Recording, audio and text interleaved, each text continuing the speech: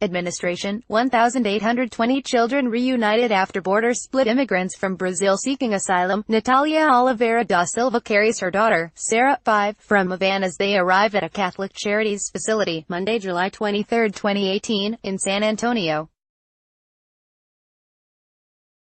Since their separation in late May, the girl had been at a shelter for immigrant minors in Chicago, while Oliveira was taken to various facilities across Texas.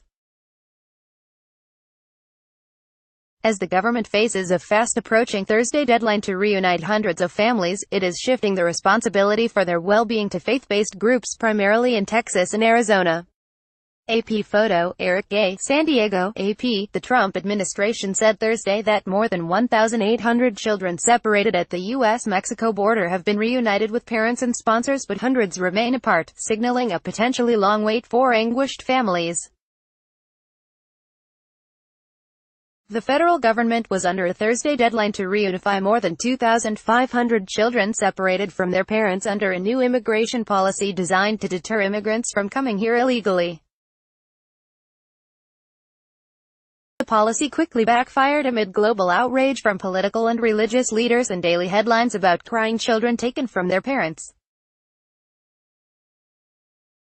President Donald Trump ended the practice, but a federal judge in San Diego ordered the government to reunite all the families by the end of Thursday. U.S. District Judge Dana Sabra has indicated some leeway given the enormity of the task, which would continue past the deadline. As of Thursday morning, the government said it reunited 1,442 children 5 and older with their parents in U.S. Immigration and Customs Enforcement custody. An additional 378 were reunited with parents in different locations around the country or given to sponsors, who are often relatives or close family members. That leaves about 700 who remain apart, including 431 children whose parents have been deported, officials say.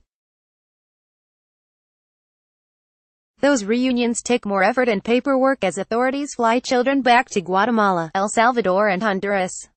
According to the administration, parents of 120 children waived reunification, while 67 had red flags for criminal history or other reasons during the review. The Trump administration insisted it would meet the court deadline by reuniting all of the family members that it deemed eligible for reunification. Chris Meekins, the head of the Office of the Assistant Secretary for Preparedness and Response for Health and Human Services, said the government would continue to reunify families throughout the evening. "We are on track to reunite all eligible parents in ICE custody," Meekins said. For 2 weeks, children have been arriving steadily at ICE locations in Texas, Arizona and New Mexico to get back with parents. Faith-based and other groups have provided meals, clothing, legal advice, plane and bus tickets and even new shoelaces, which are taken away from people in detention. The families are generally released, and parents are typically given ankle monitoring bracelets and court dates to appear before an immigration judge. A charitable organization called FWD US, founded by technology leaders including Microsoft founder Bill Gates, Facebook CEO Mark Zuckerberg and Dropbox founder Drew Houston, was paying for the airline tickets, the bus tickets and the lodging for all the families newly reunited in the Phoenix area to get them to relatives living all over the United States, said Connie Phillips of Lutheran Social Services of the Southwest. She said a phone company had provided 500 mobile phones for the migrants, each with 6 months of free service. There were scattered reunions in various locations on Thursday, including about 15 in Phoenix, said Phillips. The main immigrant assistance center in El Paso, Texas, has been receiving about 25 reunified families a day. Some children who had not seen their parents in weeks or months seemed stoic and slow to accept that they would not be abandoned again. Lutheran Social Services support worker Delise Zaragoza said some reunified children in Phoenix were so traumatized they were afraid to go to the bathroom by themselves, fearful their parents would be gone when they came out. One father who was reunited last week said his young daughter did not believe that he would not leave her a second time.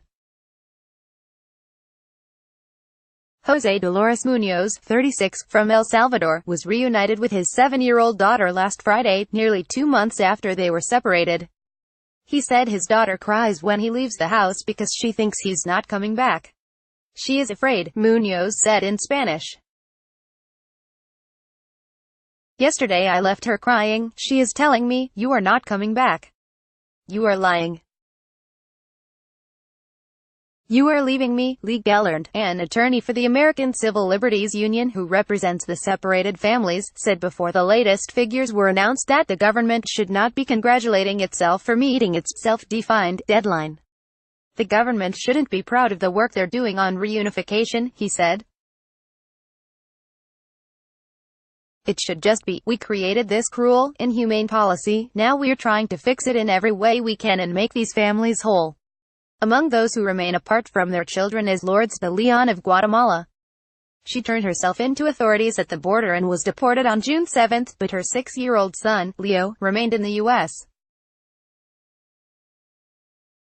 De Leon said Guatemalan consular officials told her signing a deportation order would be the easiest way to reunite with Leo. "He is in a shelter in New York," De Leon said. "My baby already had his hearing with the judge who signed his deportation 8 days ago. But I still do not know when they are going to return him to me." Immigration attorneys said they had advocates in Central America to help parents who are deported without their children. And Gellert said the ACLU would go looking for all of the parents to determine whether they intentionally left without their children. "I think it's going to be really hard detective work," he said. "And hopefully we're going to find them." Both sides were due back in court Friday, when the judge was going to decide whether to ban deportations of families for 7 days after they are reunified so that parents could have time to discuss their options. Late last month, Sabra ordered a nationwide halt to family separations, which Trump effectively did on his own June 20.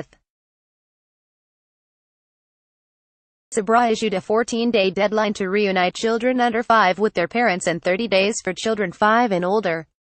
Phillips said the parents and kids open up as they go through an assessment process with workers. She said the outpouring of donations has been comforting. "We have seen a lot of people come together over this. We're seeing the best of what Americans can be," she said. Long reported from Washington. Associated Press writers Anita Snow in Phoenix, Roxana Hiegman in Wichita, Kansas, Astrid Galvan in El Paso, Texas, Alan Fram in Washington and Sonia Perez D. in Guatemala City contributed to this report. Copyright 2018 The Associated Press. All rights reserved. This material may not be published, broadcast, written or redistributed.